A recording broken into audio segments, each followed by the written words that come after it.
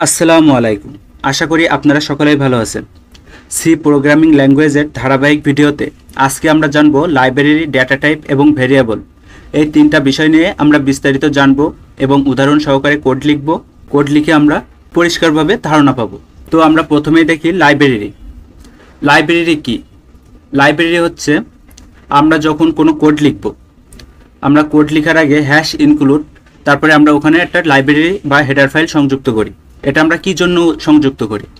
এটা সংযুক্ত করার মানে হচ্ছে আমরা যে উদ্দেশ্যে কোনো কোড লিখব, অর্থাৎ আমরা কোনো প্রজেক্ট বানাতে অথবা কোনো কাজের জন্য, সেই কাজে আমরা যে লাইব্রেরি আমাদের ব্যবহার করতে হবে, আমরা সেই লাইব্রেরি ব্যবহার করে আমাদের কোডের যে সাইজ ওটা সহজে আমরা ছোট করতে পারি এবং খুব সহজে আমরা কোডটা লিখতে পারি। আমাদের কাঙ্ক্ষিত প্রজেক্ট বা কাজ আমরা পেয়ে যেতে পারি, যে কারণে আমরা লাইব্রেরি ফাংশন ব্যবহার করব। এখন আমরা দেখি কি কি লাইব্রেরি আছে এখন এবং সেই লাইব্রেরিগুলোর কাজ কি। এখানে আছে সি প্রোগ্রামিং এর সাধারণ লাইব্রেরি, অর্থাৎ আমরা যে সি প্রোগ্রামিং কোড লিখব, এই কোডে সাধারণ কিছু লাইব্রেরি আমরা দেখব। এখানে আমরা দেখি সি প্রোগ্রামিং এর সাধারণ লাইব্রেরি। সি প্রোগ্রামিং এর কিছু লাইব্রেরি এখানে দেওয়া আছে, আমরা সেগুলো বিস্তারিত জানি। এখানে studio.h স্ট্যান্ডার্ড ইনপুট আউটপুট, অর্থাৎ studio.h এটার মানে হচ্ছে স্ট্যান্ডার্ড ইনপুট আউটপুট। এটা আমরা কি জন্য ব্যবহার করি? এই লাইব্রেরি ইনপুট এবং আউটপুট সম্পর্কিত ফাংশন সরবরাহ করে, যেমন প্রিন্টএফ, স্ক্যানএফ, গেটসার, পুটসার, এগুলো ফাংশন। প্রিন্টএফ একটা ফাংশন, স্ক্যানএফ একটা ফাংশন, গেটসার একটা ফাংশন, পুটসার একটি ফাংশন ইত্যাদি।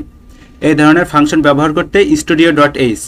আমরা যদি এই ধরনের ফাংশন studio.h না ব্যবহার করে সরাসরি ব্যবহার করি, সেক্ষেত্রে আমরা কম্পাইল করতে পারবো না এবং আমরা আউটপুট পাবো না, যে কারণে আমাদের এটা লেখা লাগবে হ্যাশ ইনক্লুড studio.h। এর মানে হলো আমরা একটি হেডার ফাইল লাইব্রেরি সংযুক্ত করলাম।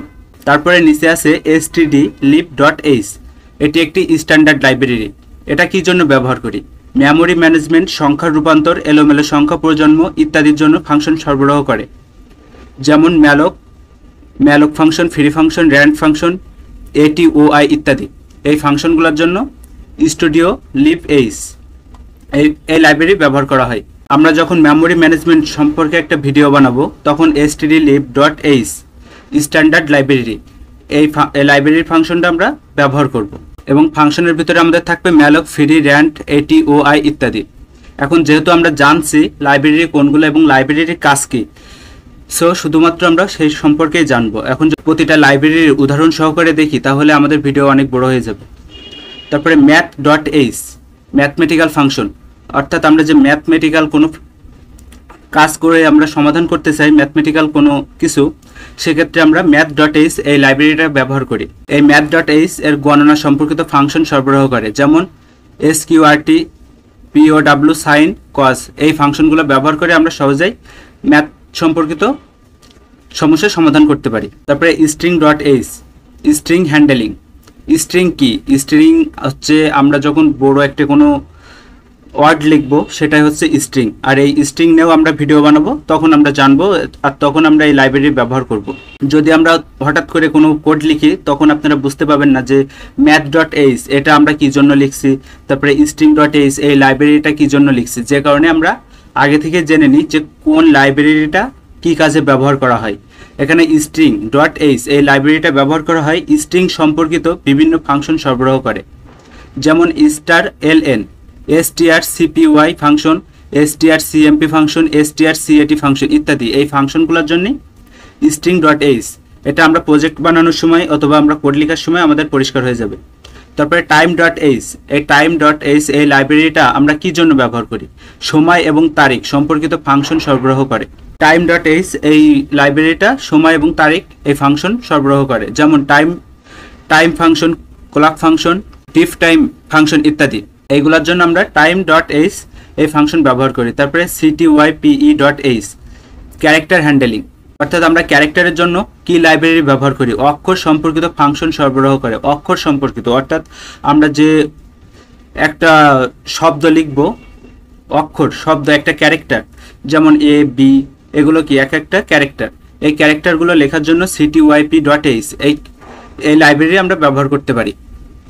আর এর ফাংশনগুলো হচ্ছে isa, আলফা, isgit, is digit, is lower, toupper ইত্যাদি। আমরা এই ফাংশনগুলো ব্যবহার করি, মানে কোনো ক্যারেক্টার হ্যান্ডেলিং করার জন্য। তারপরে আসি conio.h, কনসোল ইনপুট আউটপুট। এই যে conio.h এই লাইব্রেরিটা ব্যবহার করা হয়, এটি পুরানো কম্পাইলারের জন্য ছিল, মানে এটা আগে ছিল, এখন বর্তমানে এটা ব্যবহার করা হয় না। বর্তমানে আধুনিক সি কম্পাইলারে এটি ব্যবহার করা হয় না। যেমন গেটসার, CLSCR, অর্থাৎ আমরা আগেই জেনেছি এই যে studio.h, এখানে আমাদের কি এই যে গেটসার ব্যবহার করা হয়ে গেছে, অর্থাৎ এর ভিতরে studio.h স্ট্যান্ডার্ড ইনপুট আউটপুট এই লাইব্রেরির ভিতরে এটা চলে আসছে। এই conio.h এই সম্পর্কেও আমরা যখন কোড লিখবো এটাও আমাদের আসবে। এখানে যে লাইব্রেরিগুলো আমরা দেখাচ্ছি, আমরা যখন কোড লিখবো কোনো কারণে অথবা কোনো প্রজেক্ট বানাতে কোনো কাজে, তখন আমরা এই লাইব্রেরিগুলো আমরা সেখানে দেখা পাবো। তারপরে asset.h, অ্যাসারেশন হ্যান্ডেলিং। আমরা এই লাইব্রেরিটা ব্যবহার করি প্রোগ্রামের মধ্যে বিভিন্ন চেকিং এবং ভুল নির্ধারণের জন্য ব্যবহৃত হয়। অর্থাৎ asset.h আমরা যে এই লাইব্রেরিটা ব্যবহার করি আমাদের প্রোগ্রামিং কোড, যে আমরা কোড লিখছি এই কোডের ভিতরে কোনো ভুল আছে কিনা এগুলো চেক করতে ব্যবহার করা হয়। আর এর ফাংশন হচ্ছে অ্যাসেট ফাংশন। আর এই যে অ্যাসেট লিখে যে এটা আমরা ফার্স্ট ব্র্যাকেট প্রথম এবং শেষ এই যে ব্র্যাকেট দিয়ে দিচ্ছি, তার মানে হচ্ছে এটা একটা ফাংশন। তারপরে local.h, লোকালাইজেশন ফাংশন, প্রোগ্রামকে বিভিন্ন ভাষা এবং দেশীয় কনভেনশন অনুযায়ী মানিয়ে নেওয়ার জন্য ব্যবহৃত হয়। অর্থাৎ local.h এই আমরা এই লাইব্রেরিটা ব্যবহার করি বিভিন্ন ভাষা এবং দেশীয় কনভেনশন, অর্থাৎ আমরা ভাষার জন্য, অর্থাৎ ভাষা হয়তো কনভার্ট করার জন্য আমরা এই যে local.h এটা ব্যবহার করি। আমি এখনো local.h এটা নিয়ে আমি কোনো কোড লিখি না, এজন্য এটা সম্পর্কে আমার পরিষ্কার ধারণা নাই। signal.h এই লাইব্রেরিটা আমরা ব্যবহার করি সিগন্যাল বা সংকেত সম্পর্কিত কাজের জন্য ব্যবহৃত হয়। যেমন সিগন্যাল ফাংশন, সিগন্যাল বা সংকেত, আমরা যখন কোনো সংকেত বা সিগন্যাল এগুলোর জন্য আমরা কোনো কাজ করব তখন আমাদের এই যে এই ফাংশনটা ব্যবহার করতে হবে, সিগন্যাল ফাংশন। errno.h এই এরর নাম্বার, সিস্টেম ত্রুটি সম্পর্কিত তথ্য পাওয়ার জন্য ব্যবহৃত হয়। অর্থাৎ আমাদের সিস্টেমে যদি কোনো ভুল ত্রুটি থেকে থাকে সেটা আমরা দেখার জন্য এই যে এরর নাম্বার errno.h আমরা এই লাইব্রেরিটা ব্যবহার করব। তারপরে আসি stdef.h,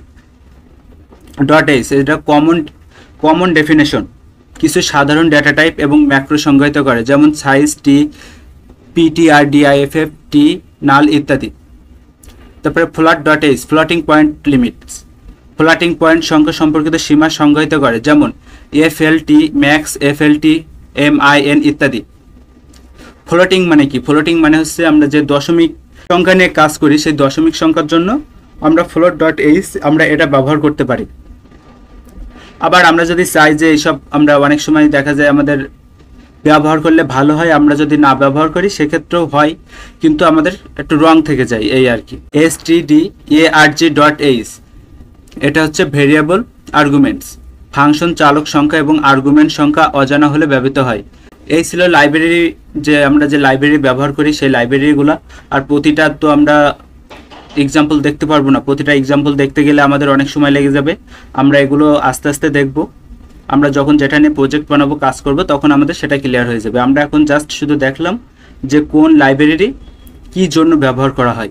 এবার আসি ভেরিয়েবল। ভেরিয়েবলটা কি? ভেরিয়েবল হচ্ছে আমরা যখন কোনো মান বা ডাটা সংরক্ষণ করতে চাই তখন আমাদের ভেরিয়েবল নিতে হয়। আর এই ভেরিয়েবল সরাসরি মেমোরি অ্যাড্রেস নিয়ে কাজ করে, অর্থাৎ মেমোরি অ্যাড্রেসে কোনো মান বা ডাটা জমা করে রাখে। সেজন্য আমরা কি ভেরিয়েবল ব্যবহার করতে পারি। আমরা ভেরিয়েবলের মাধ্যমে খুব সহজেই আমরা কোনো মান স্টোর করে রাখতে পারি, একটি নির্দিষ্ট নাম দিয়ে আমরা সেটা মেমোরি লোকেশনে জমা করতে পারি, যে কারণে আমরা ভেরিয়েবল ব্যবহার করি। এতটুকুই, এর থেকে বেশি আর কোনো কিছু জানার নাই এখানে। তারপরে ভেরিয়েবলের যে নাম দিতে হয়, আমরা ভেরিয়েবলের নামকরণ করতে হয় কীভাবে আমরা এটা দেখি। এখানে ভেরিয়েবলের নাম শুরু হতে হবে লেটার এ থেকে জেড, অর্থাৎ স্মল লেটার এ থেকে জেড অথবা আন্ডারস্কোর দ্বারা। আমরা যখন ভেরিয়েবলের নাম দেবো তখন আমরা ছোট হাতের এ অথবা বড় হাতের এ থেকে জেড, ছোট হাতের এ থেকে জেড আমরা এগুলো ব্যবহার করব, আন্ডারস্কোরও ব্যবহার করতে পারি। তারপরে সংখ্যা 0 থেকে 9 ব্যবহার করা যাবে, তবে প্রথম অক্ষর সংখ্যা হতে পারবে না। অর্থাৎ আমরা সংখ্যা যদি আমরা ভেরিয়েবলের নামকরণ করি আমরা সেটা ব্যবহার করতে পারবো। আমরা যেহেতু আমরা মাইক্রো কন্ট্রোলার নিয়ে কাজ করব, যদি আমরা একটি এলইডি ভেরিয়েবল নামে একটি এলইডি নিই, এলইডি একটি ভেরিয়েবল, এখন আমরা যেহেতু 10টা আমরা এলইডি নিতে চাচ্ছি, সেক্ষেত্রে এলইডি 0, এলইডি 1, এলইডি 2 এইভাবে নিয়ে আমরা সেটা জমা করে রাখতে পারি।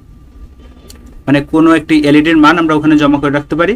যেরকম যদি আমরা বলি এলইডি নাম্বার 5, অর্থাৎ এলইডি নাম্বার 5 বলতে এখানে বোঝানো হয়েছে মাইক্রো কন্ট্রোলারের কত নাম্বার পিন এলইডি 5-এর সাথে সংযুক্ত আছে, এটাই বোঝানো হয়। আর আমরা সেই সংখ্যাটা ব্যবহার করতে পারবো, মানে এলইডি 5 এরকম, কিন্তু 5 নাম্বার এলইডি এইভাবে আমরা ব্যবহার করতে পারবো না। তারপরে স্পেস বা বিশেষ চিহ্ন $, মডুলাস ব্যবহার করা যাবে না। ভেরিয়েবলে আমরা নামকরণের সময় এই চিহ্নগুলো ব্যবহার করতে পারবো না। সি ভাষার কিওয়ার্ড যেমন if, else, int, float, return ইত্যাদি ব্যবহার করা যাবে না। আমরা যখন ভেরিয়েবলের নাম দেব, যে কোনো নাম দিতে পারি, কিন্তু এই যে বিশেষ চিহ্ন তারপরে কিওয়ার্ড এগুলো আমরা কি ব্যবহার করতে পারবো না। তারপরে প্রথমে নাম্বার নিতে পারবো না, এইগুলোই হচ্ছে আমাদের শর্ত। তারপরে ভেরিয়েবল নাম অর্থপূর্ণ ও স্পষ্ট হতে হবে। আপনি যদি অর্থপূর্ণ একটা নাম দেন, সেই ক্ষেত্রে আপনার বুঝতে সুবিধা হবে যে কোনটা আপনি কি জন্য লিখছেন। এই ছিল ভেরিয়েবল। এখানে আমরা একটি কোড দেখি। এখানে আমরা #include studio.h একটি স্ট্যান্ডার্ড লাইব্রেরি সংযুক্ত করেছি। ইন্ট মেইন, অর্থাৎ এখানে মেইন ফাংশন শুরু হয়েছে, তারপরে সেকেন্ড ব্র্যাকেট শুরু। এখানে ইন্ট হচ্ছে একটি ডেটা টাইপ। আমরা এই ডেটা টাইপ সম্পর্কে নিচে জানবো। তারপরে এখানে ইন্ট এ আমরা লিখছি, হচ্ছে একটা ভেরিয়েবল। এই ভেরিয়েবলের ভিতরে আমরা 5 জমা করে রাখছি, অর্থাৎ এর মান হচ্ছে 5। আমরা এটাকে এর ভিতরে আমরা 5 জমা করে রাখছি। তারপরে ইন্ট বি, এই বি এর ভিতরেও আমরা, বি হচ্ছে একটি ভেরিয়েবল এবং এই বি এর ভিতরে আমরা 3 জমা করে রাখছি। এখন আমরা এখানে আবার আমরা এই ইন্ট বাদ দিচ্ছি, যেহেতু এটা ডাটা টাইপ আমরা এখন জানি নাই, যে কারণে আমাদের এটা এখন পরিষ্কার না। আমরা যখন কোড লিখবো আমাদের এগুলো পরিষ্কার হবে। আমরা এইটাই কোড লিখে আমরা দেখবো আউটপুটে আমাদের কেমন ধরনের একটা মান দেখায়। তারপরে আমরা কি লিখছি, সাম একটা ভেরিয়েবল। এই যে আগেই বলেছি, আপনি যে কোনো নাম দিয়ে বা সংখ্যা ব্যবহার করে আপনি ভেরিয়েবল ডিক্লেয়ার করতে পারবেন। শুধুমাত্র এই যে বিশেষ চিহ্ন, কিওয়ার্ড, তারপরে নামের আগে কোনো সংখ্যা ব্যবহার করতে পারবেন না। এই শর্তগুলো আপনি মেনে যে কোনো নাম দিয়ে, অর্থবোধক নাম দিলে আপনার বুঝতে সুবিধা হবে, এজন্য আপনি অর্থবোধক নাম দিবেন, দিয়ে আপনি ভেরিয়েবল ডিক্লেয়ার করতে পারবেন। এখানে সাম নামে আমরা আবার একটি ভেরিয়েবল নিছি। এই ভেরিয়েবলের ভিতরে ভেরিয়েবল এবং বি ভেরিয়েবল, এই দুইটা ভেরিয়েবল যোগ করেছি। অর্থাৎ সাম ভেরিয়েবল নিয়ে আমরা ভেরিয়েবল এবং বি ভেরিয়েবল যোগ করেছি। এখানে যেমন ভেরিয়েবলের ভিতরে 5 জমা করছি, বি ভেরিয়েবলের ভিতরে আমরা 3 জমা করছি। আর এখানে কি করছি, সাম ভেরিয়েবল নিয়ে এবং বি দুইটা যোগ করেছি, অর্থাৎ সাম মানে কি, যোগ। তারপরে আমরা কি ব্যবহার করছি, একটি প্রিন্টএফ ফাংশন। এই যে studio.h, এই studio.h প্রিন্টএফ ফাংশন থাকে, সেজন্য আমরা খুব সহজেই এটার আউটপুট বাইর করতে পারবো। এখানে ডাবল কোটেশনের ভিতরে আমরা কি জানি, যেটা লিখি আমরা সেটাই পাই। এখানে সাম ইজ, অর্থাৎ আমাদের যে আমরা আউটপুটে যখন দেখবো এই সাম ইজটা পাবো, %d/n এটা আমরা পাবো না, এটা লিখছি %d, মানে হচ্ছে আমরা কি, এটা হচ্ছে %d প্লেস হোল্ডার। এটা আমরা ডাটা টাইপ নিয়ে যখন দেখবো তখন আমরা এটা ক্লিয়ার করব। তাহলে এখানে সাম ইজ %d/n, তারপরে ডাবল কোটেশন শেষ, একটা কমা দিয়ে সাম, অর্থাৎ আমরা এই যে সামের যে মানটা আমরা দেখতে চাচ্ছি, এজন্য আমরা এখানে সাম দিচ্ছি। আর সামের ভিতরে জমা আছে কি, এবং বি, এই ভেরিয়েবলটা সামের ভিতরে জমা আছে। তারপরে রিটার্ন করছি 0। আমাদের কোডের ভিতরে কোনো ভুল ত্রুটি নাই, কিছু নাই, আমাদের রিটার্ন করবে 0।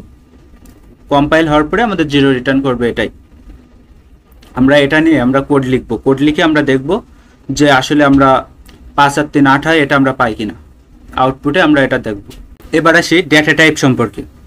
ডেটা টাইপ কি, আমরা যে সি প্রোগ্রামিংয়ে ডেটা টাইপ ব্যবহার করি বা ডেটা টাইপ ব্যবহার করব, এই ডেটা টাইপটা কি জন্য ব্যবহার করব। ডেটা টাইপ হচ্ছে আমরা যে ভেরিয়েবল নিচ্ছি একটা, মানে আমরা যে এখানে যে ভেরিয়েবল নিচ্ছি বি, এই ভেরিয়েবলের আগে আমরা কি লিখছি, ইন্ট।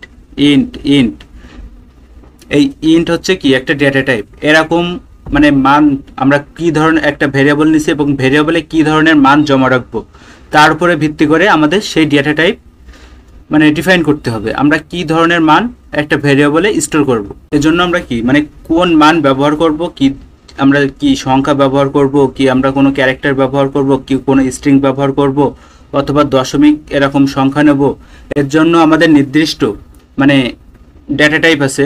আমরা সেই ডেটা টাইপ সিলেক্ট করে তারপরে আমরা ভেরিয়েবল একটা নাম দেবো এবং নাম দিয়ে আমরা কোনো মান, অর্থাৎ আমরা যে ডেটা টাইপ নেব সেই ডেটা টাইপের মান আমরা সেখানে বসিয়ে দেবো।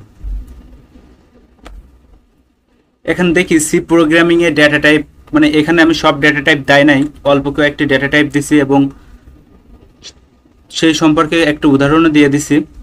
এইগুলো আমরা দেখি আর পরবর্তীতে আমরা জানবো যে অনেক ডেটা টাইপ আছে, তো প্রতিটা ডেটা টাইপের এভাবে বিস্তারিত বলতে গেলে অনেক সময় লাগবে, যে কারণে আমি কয়েকটা যেগুলো বেশি ব্যবহৃত হয় আমি সেগুলাই দিছি।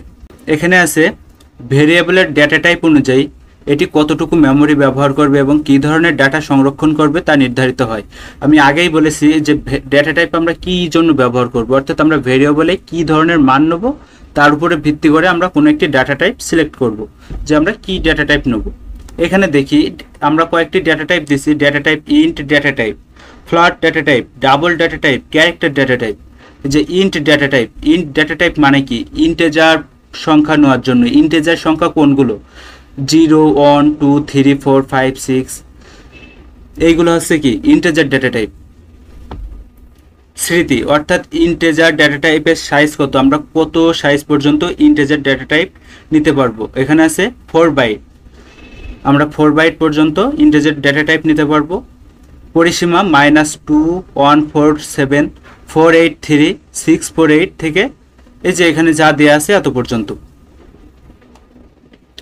অর্থাৎ ডেটা টাইপের যে মান, আমরা যদি এই যে -2 এখানে যদি আমরা -3 দিয়ে দিই আর বাদ বাকিগুলো ঠিকই রেখে দিলাম, সেক্ষেত্রে কি আমরা আউটপুট যখন নেব কম্পাইল করে তখন আমরা সঠিক আউটপুট পাবো না, আমাদের ব্যতিক্রম কিছু আউটপুট, মানে যার কোনো মানে নাই, আমাদের সেরকম একটা আউটপুট দিয়ে দেবে। তারপরে উদাহরণ, মানে আমরা যে ইন্ট ডেটা টাইপ নিয়ে এটা আমরা কিভাবে নিই। প্রথমে আমরা ইন্ট ডেটা টাইপ নিলাম, তার ভিতরে এজ কি, এটা একটা ভেরিয়েবল। আমি আগেই বলেছি যে আমরা ভেরিয়েবল যে কোনো একটা নাম দিয়ে আমরা রাখতে পারি, যেহেতু এখানে একজনের বয়স মনে করা হচ্ছে 25 বছর, সেজন্য আমরা এখানে এজ নামে একটি ভেরিয়েবল নিছি। তারপরে এটা এই যে সমান চিহ্ন দিয়ে 25 আমরা এর ভিতরে 25 বছর এটা আমরা লিখে রাখছি 25 দিয়ে, মানে হচ্ছে এখানে 25 বছর এটা বোঝানো হয়েছে। তারপরে সেমিকোলন দিয়ে আমরা শেষ করছি। এখানে আমাদের জেনে রাখতে হবে এই যে আমরা ডেটা টাইপ নিচ্ছি, এই ডেটা টাইপের যে মানের পরিসীমা অর্থাৎ রেঞ্জ, এই রেঞ্জ কম্পাইলার অনুসারে কম বা বেশি হতে পারে। অর্থাৎ এই যে এই রেঞ্জ নির্ভর করছে কম্পাইলারের উপরে, বেশিও হতে পারে আবার কমও হতে পারে। এবার আসি ফ্লোট ডেটা টাইপ। এই ফ্লোট ডেটা টাইপ কি, ফ্লোট ডেটা টাইপ হচ্ছে যে দশমিক যে সংখ্যাগুলো আমরা ব্যবহার করি, সেই দশমিক সংখ্যাগুলো ব্যবহার করার জন্য আমরা ফ্লোট ডেটা টাইপ নিয়ে থাকি, অর্থাৎ দশমিক। এই যে আমরা এখানে নিছি কি 5, এই যে ফ্লোট হাইট 5.9, আমরা এখানে তো 25 বসাতে পারতাম, কিন্তু 25 বসাতে পারবো না, কারণ এটা হচ্ছে কি ফ্লোট ডেটা টাইপ। আর ফ্লোট ডেটা টাইপ মানে দশমিক দিয়ে আমাদের নিতে হবে আর কি। এখানে ইন্ট মানে যে পূর্ণ সংখ্যা, আমরা যে 25 কি একটি পূর্ণ সংখ্যা, আমরা যদি 100 নিতাম 100 পূর্ণ সংখ্যা, আমরা পূর্ণ সংখ্যাগুলো ইন্টেজারে নেবো, আর দশমিক যে সংখ্যাগুলো থাকবে ছোট দশমিক যে সংখ্যা সেগুলো আমরা কি ফ্লোটিং ডেটা টাইপের ভিতরে নেব, অর্থাৎ আমাদের ডেটা টাইপ হবে তখন ফ্লোট। এই যে ফ্লোট ডেটা টাইপ এস memory size 4 byte, range +-3.4 e -38 to +-3.4 e +38, অর্থাৎ এর রেঞ্জ এই পর্যন্ত। এটা কনভার্ট করা যায়, আমরা কনভার্ট করে এত পাবো। তারপরে ফ্লোট হাইট, অর্থাৎ এখানে আমরা ফ্লোট একটি ডাটা টাইপ নিছি, এই ডাটা টাইপ এটা ফ্লোট, এটা একটি ফ্লোট ডাটা টাইপ। এখানে হাইট কি, হাইট হচ্ছে একটি ভেরিয়েবল। আমরা আগেই জানি যে কি ভেরিয়েবল আমরা যে কোনো নামে নিতে পারি, সেটা অর্থবোধক হলে আমাদের কি বুঝতে সুবিধা হবে। এখানে হাইটের ভিতরে আমরা রাখছি কত, ডিক্লেয়ার করছি এই ভেরিয়েবলে 5.9। তাহলে আমাদের কি ফ্লোট, এটাও আমরা শিখলাম ফ্লোটিং ডাটা টাইপ কি, ইন্টিজার ডাটা টাইপ কি, আমাদের এই দুইটা কি ক্লিয়ার হয়ে গেল।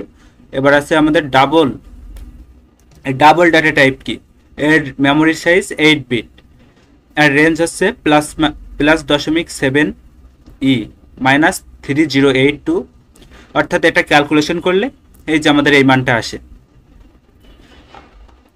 আর এই ডাবল ডাটা টাইপ ব্যবহার করে আমরা এই যে ফ্লোট ডাটা টাইপ যে জন্য ব্যবহার করছি, ডাবল ডাটা টাইপ সেই জন্য ব্যবহার করি তাহলে মনে হতে পারে যে আমাদের পার্থক্যটা কি। পার্থক্য হচ্ছে এই যে এখানে আমরা কি দশমিকের পরে হয়তো 3-4টা ডিজিট নিতে পারি।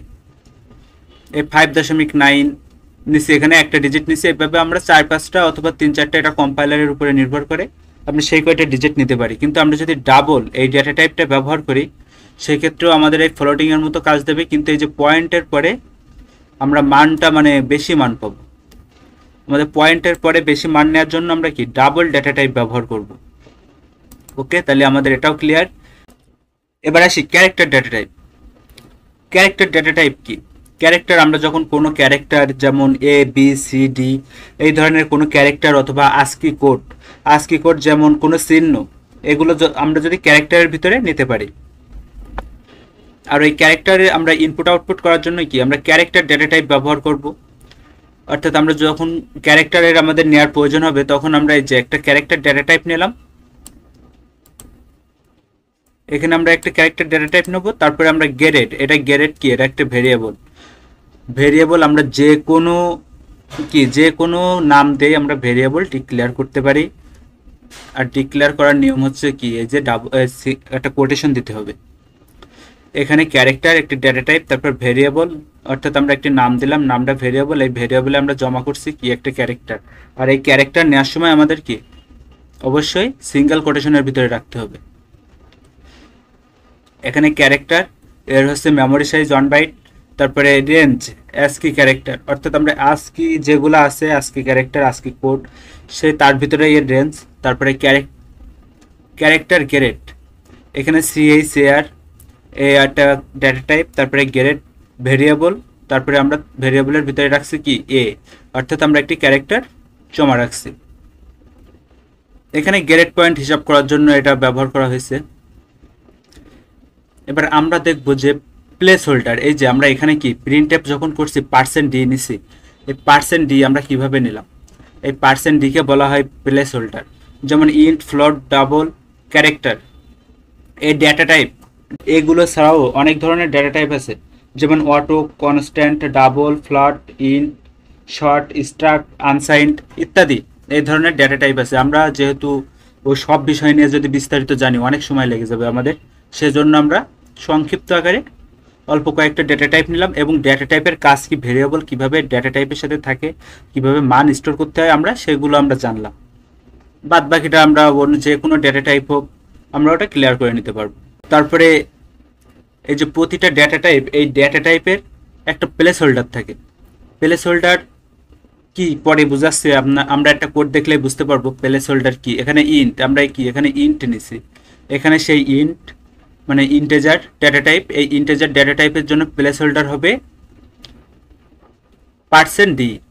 তারপরে ফ্লোট, এটা কি ফ্লোটিং ডেটা টাইপ, এই যে ফ্লোটিং ডেটা টাইপ, এই যে দশমিকের জন্য যে আমরা নাম্বারটা নিই সেটা হচ্ছে কি ফ্লোটিং ডেটা টাইপ। আর এটার জন্য আমরা যে প্লেস হোল্ডার ব্যবহার করব %f। তারপরে ডাবল, এই যে এখানে আমরা এই যে ডাবল ডেটা টাইপ দেখছি, এই যে ডাবল ডেটা টাইপ ব্যবহার হয়েছে দশমিকের পরে বেশি সংখ্যা নেওয়ার জন্য। তারপরে আসি, এটা আমরা ডাবল ডেটা টাইপ %if দ্বারা আমরা লিখব। তারপরে ক্যারেক্টার, এই ক্যারেক্টার ডেটা টাইপের জন্য প্লেস হোল্ডার হবে %c। আর এরকম আমরা যে ধরনের ডেটা টাইপ ব্যবহার করব সেই ডেটা টাইপের নির্দিষ্ট প্লেস হোল্ডার আছে। এই যে আমরা এবারে এখানে এই কোডটা দেখি যে আমরা এখানে প্রিন্টএফ যে ফাংশনটা ব্যবহার করছি, ফাংশনের ভিতরে সাম ইজ %d/n, তারপরে কোটেশন শেষ কমা সাম। এখানে সাম ইজ এটা আমরা লিখছি জাস্ট মানটা সুন্দর দেখানোর জন্য। %d, এই %d ব্যবহার করছি কি জন্য, আমাদের যে ইন্ট আমরা এটা কি ডাটা টাইপ ব্যবহার করছি। আর এখানে সাম এটা ভেরিয়েবল, আমাদের যে মানটা আসবে আমাদের সে মানটা কি, এই যে ইন্টিজার টাইপের মান আসবে। 5 আর 3 কত হয় 8, এটা কি একটা ইন্টিজার টাইপ না, এই যে ইন্টিজার টাইপের মান আসবে, এই জন্য আমরা কি %d দিছি। আমরা যদি দশমিকের মতন আমাদের কোনো মান আসতো আমরা এখানে %d এর পরিবর্তে f দিতাম। যদি আমাদের দশমিকের পরে বেশি সংখ্যার প্রয়োজন হতো আমাদের, তাহলে আমরা %d এর পরিবর্তে এই যে if বসাতাম।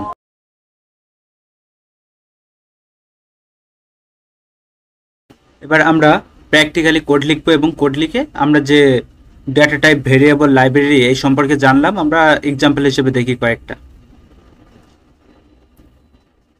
এজন্য আমরা কোড ব্লকসে প্রবেশ করব। কিছু সময় লোডিং এর জন্য সময় নেবে, লোডিং এর জন্য কিছুটা সময় নেবে।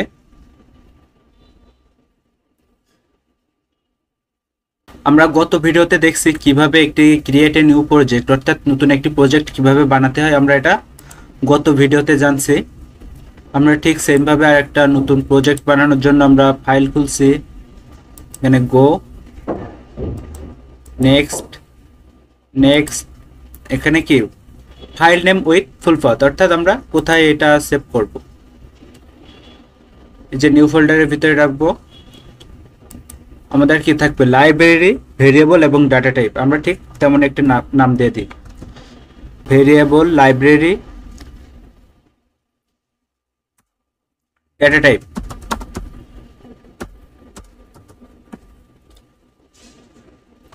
Save, finish. এবার আমরা এখানে কি কোড লিখবো। প্রথমে আমরা লিখি আমরা অন্য কোনো studio.h, এটা আমরা এটাই লিখছি কারণ ইনপুট আউটপুটের জন্য লিখছি। আমরা জাস্ট শুধু আউটপুট দেখবো, আমরা কোনো ইনপুট নিব না। আমরা যখন ইনপুট নিব তখন আমরা অথবা অন্য কোনো প্রজেক্ট বানাবো তখন আমরা অন্য লাইব্রেরি ব্যবহার করব।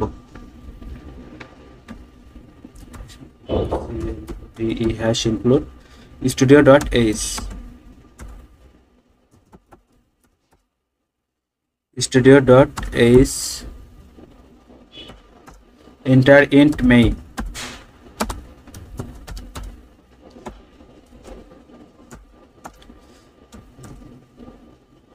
আমি গত ভিডিওতে #include studio.h int main কেন লিখছি এটা আমি বলেছি গত ভিডিওতে, এখানেও বলছি।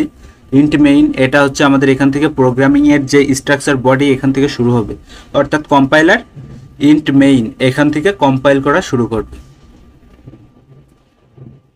আমরা কি জানি, আমরা ডাটা টাইপ, ভেরিয়েবল এবং লাইব্রেরি, যেহেতু আমরা উপরে লাইব্রেরি studio.h লিখে রাখছি, এবার আমরা একটা ডাটা টাইপ নেব। ওই যে আমরা দুইটা মানকে যোগ করব, ইন্ট, আমরা ইন্ট নামে একটি ডাটা টাইপ নিছি এবং একটি ভেরিয়েবল নেব। ভেরিয়েবল আমরা যে কোনো একটি মান নিতে পারি, যেমন a b একটি ভেরিয়েবল, আমরা a b এর ভিতরে মান রাখবো 9। তারপরে আবার একটা ভেরিয়েবল নেব, আমরা আর একটি ডাটা টাইপ নেব ইন্ট। যেহেতু আমরা ইন্টিজার টাইপের অর্থাৎ পূর্ণ সংখ্যা নিয়ে আমরা যোগ করব, সেজন্য আমরা ইন্টিজার ডাটা টাইপ নেব। তারপর ফ্লোটিং নিয়েও আপনাদের একটা দেখাবো, তারপর ক্যারেক্টার নিয়েও দেখাবো। এটা হচ্ছে বিসি, ইন্ট বিসি এই নামে আমরা কি একটা ভেরিয়েবল নিলাম বিসি, অথবা অন্য কোনো নামও দিতে পারতাম। 8 দিলাম, আবার ইন্ট, আমরা আবার একটি ডাটা টাইপ নিলাম। এই ডাটা টাইপের ভিতরে আমরা কি করব, দুইটা যে আমরা এ বি এবং বিসি এই যে দুইটা ডাটা টাইপ নিছি, ভেরিয়েবল নিছি, এই ভেরিয়েবলের যে মান, এই মানটা আমরা যোগ করব। আর এই মান দুইটা কেতে আছে, ডাটা টাইপ অর্থাৎ পূর্ণ সংখ্যায় আছে, এজন্য আমরা ইন্ট ডাটা টাইপ নিছি।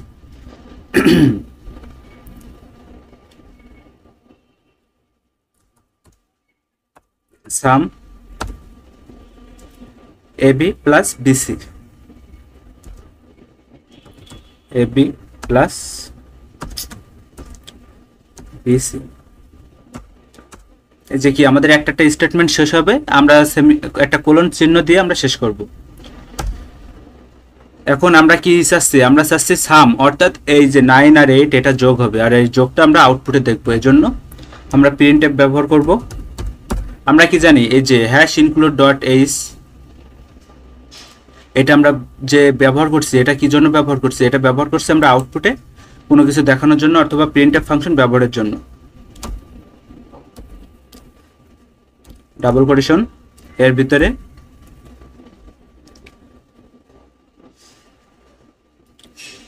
সাম ইজ, অর্থাৎ আমরা এই যে দুটো যোগ করব এ বি এবং বিসি।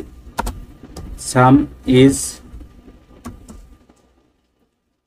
এবারে ইন্টিজার, আমরা ইন্টিজার ডেটা টাইপের জন্য আমরা কি জানি, কি প্লেস হোল্ডার ব্যবহার করব, এটা তো আমরা দেখছি। ইন্টিজার ডেটা টাইপের জন্য আমরা প্লেস হোল্ডার থাকবে %d, ফ্লোটিং এর জন্য থাকবে %f, ক্যারেক্টারের জন্য থাকবে %c, ডাবলের জন্য থাকবে %if, এখানে যেহেতু আমরা সাম ইন্টিজার, সেক্ষেত্রে আমরা কি পার্সেন্ট ডি প্লেস হোল্ডার ব্যবহার করব। পার্সেন্ট ডি এটা কি আমরা নতুন লাইনে নেব, নতুন লাইনে নেওয়ার জন্য স্ল্যাশ এন ব্যবহার করতে হয়।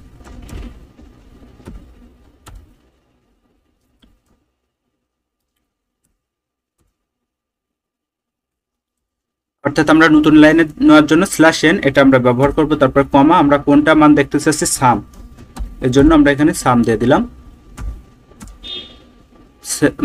এখানে সেমিকোলন শেষ, অর্থাৎ আমাদের প্রিন্টএফ স্টেটমেন্টের কাজ শেষ। এখন আমরা রিটার্ন করব, রিটার্ন 0। কোডটা আমরা আরেকবার দেখি, hash include studio.h int main। এখানে মেইনটা, এখানে প্রোগ্রাম বডি শুরু হয়েছে int ab সমান 9। আমরা একটা ডেটা টাইপ নিচ্ছি ইন্টিজার টাইপের ab, এর ভিতরে আমরা 9 রাখছি। তারপরে int bc, এটার ভিতরে আমরা 8 রাখছি। এই নাম ভেরিয়েবলের নাম আপনারা আপনাদের ইচ্ছা মতো দিতে পারেন। int sum, সামের ভিতরে আমরা ab প্লাস bc, অর্থাৎ এই দুটো মান আমরা যোগ করব, ab এবং bc, সেটাই আমরা এখানে দিছি। তারপরে প্রিন্টএফ ফাংশন ব্যবহার করছি। সাম ইজ পার্সেন্ট ডি, এই যে ইন্ট প্লেস হোল্ডার এর জন্য, অর্থাৎ আমরা যে ইন্টিজার মান দেখাবে এই জন্য আমরা পার্সেন্ট ডি দিছি। এখানে যদি আমরা পার্সেন্ট সি অথবা পার্সেন্ট এফ এগুলো ব্যবহার করতাম, আমাদের মান উল্টো পাল্টা আসতে পারতো, একটু মানে আমরা যেমন কাঙ্ক্ষিত মানটা আসতো না আর কি। তারপরে এটা আমরা নিউ লাইনের জন্য ব্যবহার করছি স্ল্যাশ এন। তারপরে সাম, যেহেতু আমরা সামের মান দেখতে চাচ্ছি। তারপরে রিটার্ন 0। কম্পাইল, কম্পাইলের জন্য কিছুটা সময় নেবে। এই যে আমাদের কম্পাইল ফিনিশ হয়ে গেছে। আমাদের এখানে কি 0 এরর, অর্থাৎ আমাদের কোনো এরর নাই। আমরা এটি এখন রান করে দেখতে পারি। এই যে সাম ইজ 17। এখানে যদি আমরা দেখি 8 এবং 9 যোগ করলে কত হয়, 17। আমরা সেই 17 এখানে পাইছি। আমরা যদি মাইনাস করতে চাইতাম, এখানে আমরা মাইনাস দিলে আমাদের মাইনাস মান আসবে, ডিফারেন্ট করে দিলে,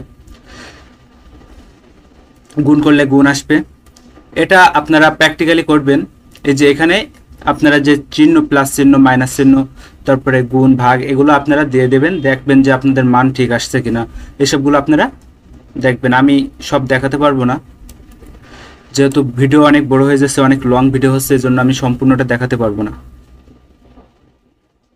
আশা করি আপনারা বুঝতে পারছেন যে আমরা ডেটা টাইপ কিভাবে ব্যবহার করছি। এবার আমরা আরেকটা দেখি, তাহলে আমাদের আরো ক্লিয়ার হবে। এবার আমরা কি জানি, ইন্টিজার ডেটা টাইপ ব্যবহার করছি। এবার আমরা করব কি, ফ্লোটিং ডেটা টাইপ।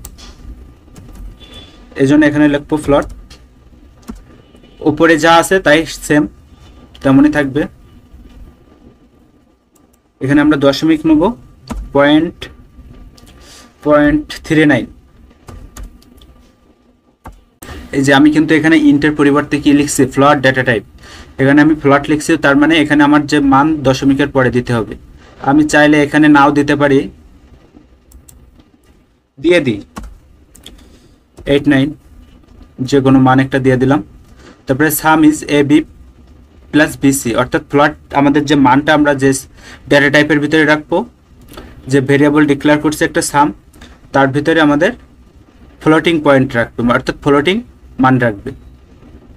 যে এখানে প্রিন্টএফ সেম সাম ইজ, এই দুটো আমাদের কি যোগ হবে, পার্সেন্ট ডি। আমরা এখানে যদি পার্সেন্ট ডি দিই, যে আমাদের ফ্লোটিং এর পরে যে মান, এই মান আমাদের আসবে না। আমরা এটা একটু দেখে নিই। অর্থাৎ এখানে আমরা পার্সেন্ট ডি দিছি, আমাদের কম্পাইলার হবে, কিন্তু আমাদের আউটপুট আমাদের ঠিক হবে না। এই যে আমাদের কি আউটপুট মান কত আসছে, একদম সম্পূর্ণটাই কি উল্টোপাল্টা একটা মান দিয়ে দিছে। এখন আমরা এটা ঠিক করে নেব, এর জন্য আমরা এখানে পার্সেন্ট এফ এটা লিখে দেবো। দেখি এবার আমাদের সব ঠিক হয় কিনা, কম্পাইল করে নেব।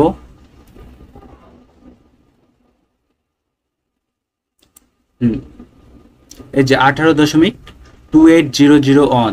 এই যে আমাদের, তাহলে আমরা কি বুঝলাম, আমাদের ফ্লোটিং ডেটা টাইপও ঠিক আছে। আমরা যদি ডাবল ডেটা টাইপ ব্যবহার করি, তারপরে দেখা যাচ্ছে যে মানে পয়েন্টের পরে যে মান, এই মানটা কি আরো বাড়বে। যেহেতু আমরা ফ্লোটিং ব্যবহার করছি, আমাদের কম থাকতে পারে, 3-4টা এরকম ডিজিট থাকতে পারে। এখানে দেখছি অনেকগুলো হয়তো ভুলও থাকতে পারে। আবার আমরা এখান থেকেও ডিক্লেয়ার করে দিতে পারি আমরা দশমিকের পরে কয়টা ডিজিট নেব, কিন্তু অনেক বড় হবে ভিডিও, আমরা পরে দেখবো ওগুলা। এবার আমরা ক্যারেক্টার নিয়ে একটা দেখবো, ক্যারেক্টার। অর্থাৎ আমরা ক্যারেক্টার আউটপুট করব। তার মানে আপনারা বুঝলেন তো, এখানে যদি আমি %f দিতাম, দিছি বিদায় আমাদের ঠিক আসছে, কিন্তু %d যখন দিছি অর্থাৎ ইন্টিজার যে ডেটা টাইপের প্লেস হোল্ডার এখানে ব্যবহার করছি আমি, তখন কিন্তু আমাদের মান ভুল শো করছিল, কিন্তু এখন কি সঠিক মানটাই দিছে।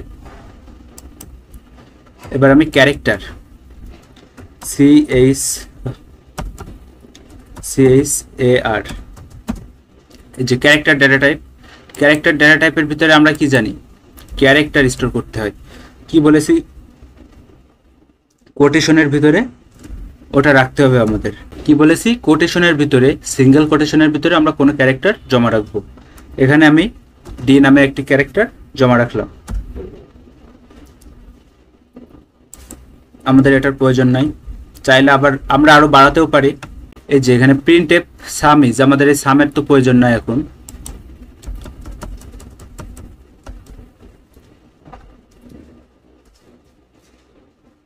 এখানে আমরা লিখতে পারি একটি লেটার,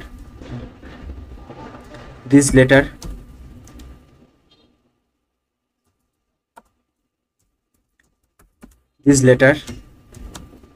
লেটারে আমরা কি জানি, ক্যারেক্টারের জন্য যে ক্যারেক্টার ডেটা টাইপ, এর জন্য আমরা কি প্লেস হোল্ডার যেটা ব্যবহার করব %c। আমরা যদি %d অথবা %f %if এগুলো ব্যবহার করি তাহলে আমাদের কি সঠিক আউটপুট আমরা পাবো না। এখন আমি একটু ভুল করছি, তারপরেও আমি দেখাই, %d দিলাম, কিন্তু %d কিন্তু হচ্ছে ক্যারেক্টারের জন্য না, এটা আউটপুট আসবে না, আমি আগেই বলে রাখছি। এখানে আমরা কি কমা দিয়ে আমরা কোন মানটা দেখতে চাচ্ছি, এবির মানটা আমরা দেখতে চাচ্ছি, এই জন্য আমরা এবি দিয়ে দিলাম, রিটার্ন 0, কিন্তু সবকিছুই কিন্তু সেম আছে। এবার আমরা এখানে কম্পাইল করে নিই,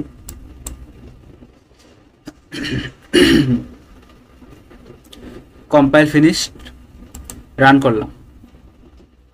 দিস লেটার 68, আমাদের লেটারের মান আসছে, মানে আমাদের এই যে লেটার ডি আমরা নিছি, ডি আসছে একটা যে মান আছে আমাদের, সেই মান আসছে, কিন্তু আমরা কি চাচ্ছি, আমরা চাচ্ছি এই ডিটাই আমরা আউটপুটে ওখানে দেখব। এর জন্য আমরা এখানে কি প্লেস হোল্ডার আমাদের আবার চেঞ্জ করা লাগবে %c। এবার আমরা কি কাঙ্ক্ষিত যে ডি আমরা দেখতে চাচ্ছি এই ডিটাই আমরা পাবো। কম্পাইল করে নিই, শেষ, এবার রান। এই যে দিস লেটার ডি, তাহলে আমাদের ক্লিয়ার হলো।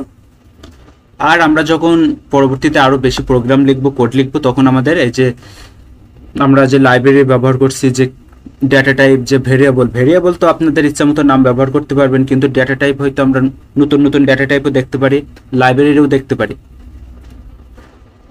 তো এগুলো আমরা আস্তে আস্তে জানবো, কিন্তু আমাদের কি ডেটা টাইপ, ভেরিয়েবল এবং লাইব্রেরি এগুলো সম্পর্কে আমরা বিস্তারিত জানলাম।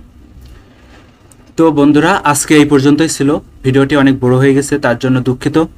আর যারা মনোযোগ সহকারে দেখছেন তাদের অসংখ্য ধন্যবাদ।